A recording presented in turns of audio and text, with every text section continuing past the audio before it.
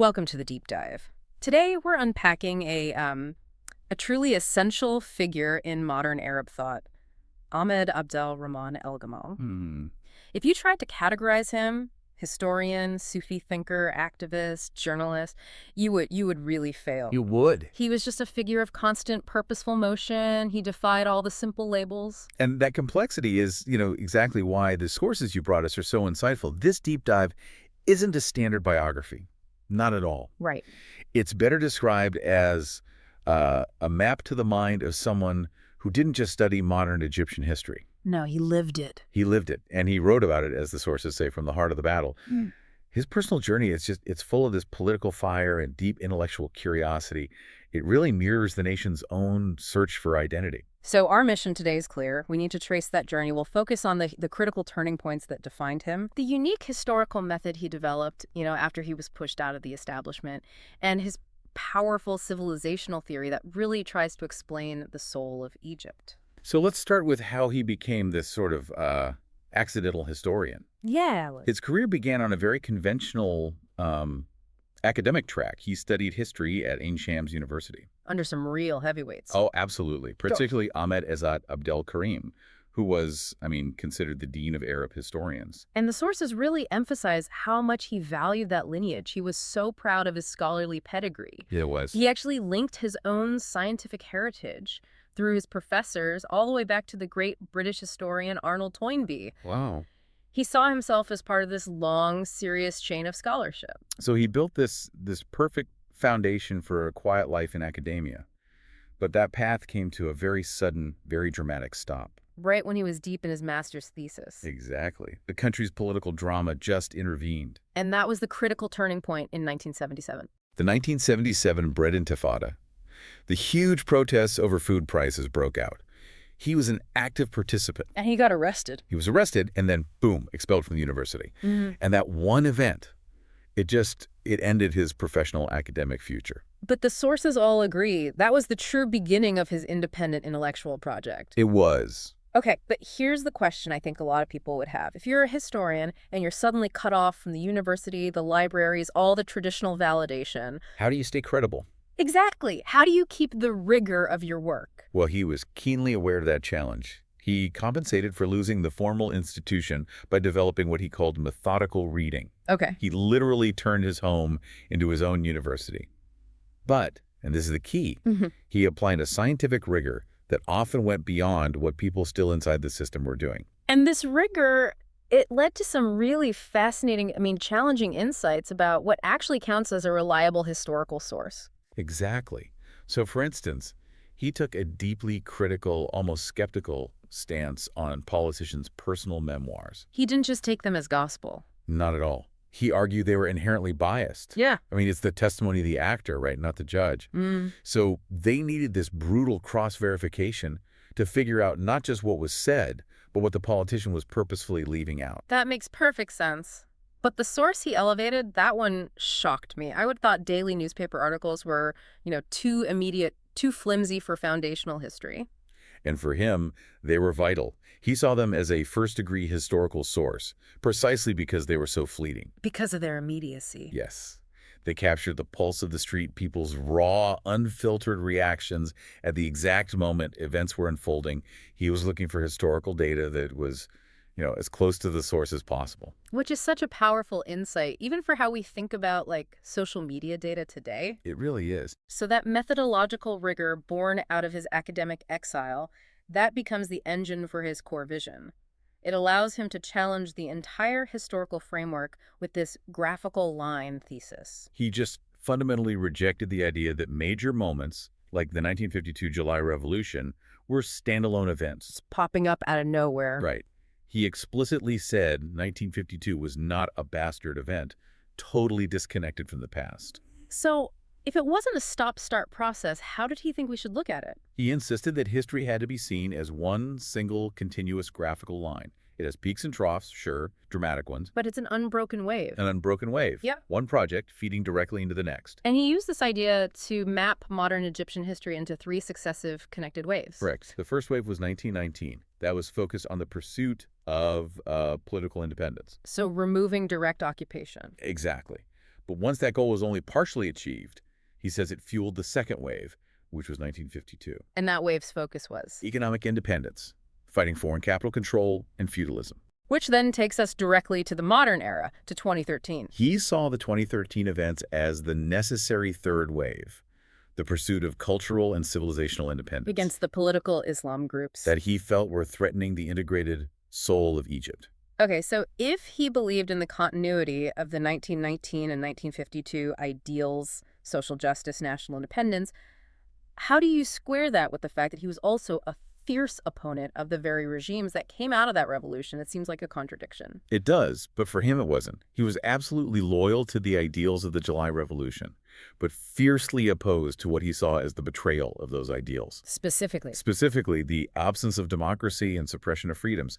I mean, he was imprisoned in the 70s for giving public lectures that criticized the president. So his political action and his historical thesis are really two sides of the same coin. They are. How did he philosophically justify that kind of necessary dissent? His answer is captured perfectly in this profound vapor analogy he used. Oh, yeah. It shows his belief that suppressing critical thought actually endangers the regime more than tolerating it. Tell us that quote. It connects his political philosophy to the physical reality of repression so well. He said, "Let the vapor ascend and turn into energy that runs the turbines of the Egyptian mind.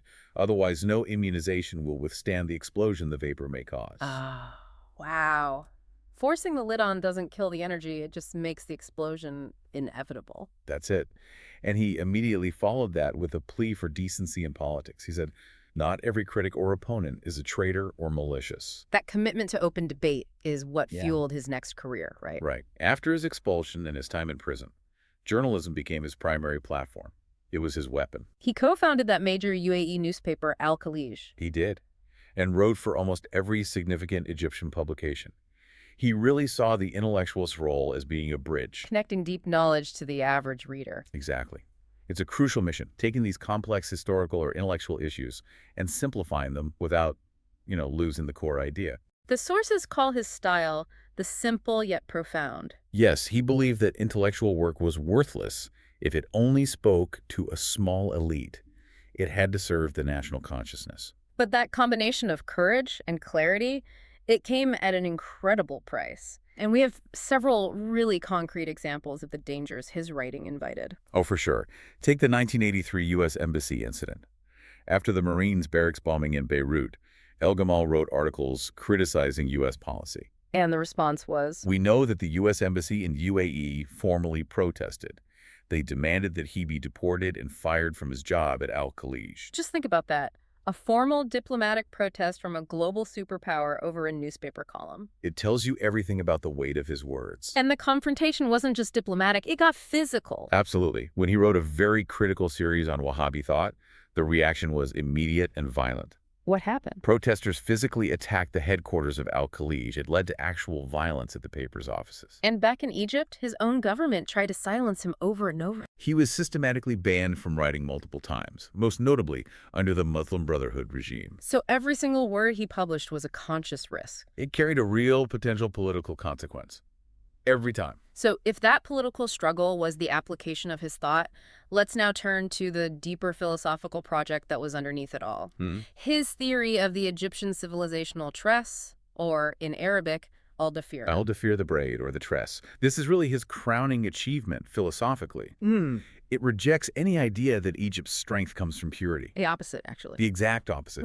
He argued the nation's survival comes from its ancient ability to braid and fuse these vastly diverse, even contradictory cultures and civilizations into one single cohesive identity. He used a truly powerful example to illustrate this deep unity, focusing on what he saw as the tent pole of the Egyptian character. Which was the resilience and patience embodied by the woman. Yeah. He highlights these three iconic female figures across Egypt's entire history who all share the same defining title, Al-Tahira, the Pure One. And they come from three completely different eras. That's the point. You have Isis from the Pharaonic era, the Virgin Mary from the Christian era, and Sayyida Zainab from the Islamic era. It's just stunning. Three distinct religious traditions, and yet they all use the same ancient title to honor sacrifice and patience. It perfectly captures that continuity he championed. It proves the braid is real. And this belief that the national identity is a robust, integrated braid. That was the basis for his conviction that sectarian strife wasn't organic to Egypt. He called it a colonial industry. Exactly. Designed specifically to try and unravel that tress. And his commitment to this was personal. He was so knowledgeable about Coptic heritage that his friends called him the ancient deacon. And that knowledge proved invaluable in a real moment of crisis. We have this moving anecdote from the Abu Thalada camp. Right, where tensions just exploded between a mixed group of Muslims and Christians after a really provocative political remark. Yeah, the room was about to erupt. He was scheduled to speak next. And instead of a political lecture, he did something completely unexpected. He started his address by reciting a Coptic hymn he knew. He sang it in both Coptic and Arabic. And the effect. The sources say it was instant. It just dissolved the hostility in the room. But what happened next was even more incredible. The Christian choir responded. They did. Not with another hymn, but by singing the traditional Islamic welcome song, Tala al-Badru alayna. That's the braid theory in action. It's a real-life demonstration of how that deep cultural connection can just instantly overcome political division. It is. But that commitment also meant confronting the forces that were determined to sever that braid. And before we finish, we have to revisit the ultimate illustration of his integrity and the horrifying stakes of that confrontation. We mentioned his imprisonment in 1977. While he was locked away, the regime under Prime Minister Mamdouh Salem offered him a deal. A huge deal. Immediate release, plus the position of Deputy Prime Minister and Deputy Leader of the ruling party's youth wing. Freedom and high office. All in exchange for his silence and his loyalty. And he flatly refused. He chose to complete his sentence, accept his expulsion, rather than compromise his convictions. That really defines him as an organic intellectual. It does. And his time in prison gave him this unvarnished view into the mindset of the extreme groups he spent his life fighting. He was incarcerated with members of the extremist group Al-Fanya al-Askaria, the Military Technical Academy group. And when those prisoners were ordered to be relocated, they spent 9 hours systematically destroying their cell. just destroying it. Ripping out faucets, sealing pipes with cement, burning the walls. They reduced the place to ruin before they left. The destruction itself is shocking enough, but the reason they gave him for it is what's truly chilling. Well, when algammal asked them why they did it, they explained that they had held a lengthy fiqh session, a jurisprudential session. To debate the issue. And they concluded, based on one of their specific rulings, that they had to destroy the place. The rule was, if Muslims leave their homes to non-Muslims, they must not leave anything civilized or inhabited unless they destroy it. And the staggering implication was that they viewed algammal and his Muslim colleagues, who just disagreed with them ideologically, as non-Muslims. That's the critical synthesis right there. For algammal, this fight wasn't academic. That story reveals the confrontation with extremism was a battle for the very existence of Egypt. Where political dissent meant being categorized as the ultimate enemy, regardless of your shared faith or history. What a monumental life. Ahmed Abdelrahman algammal's enduring legacy is that his profound personal struggle became his comprehensive intellectual project. A consistent, costly voice for national integrity and independence. His entire body of work really stands as a testament to that idea, that the nation is a continuous living braid. And that it must be defended Yes. against anyone from external colonial powers to internal extremists who want to dismember it or distort its history. So we circle back to algammal's core concept. History as a single, continuous, connected line.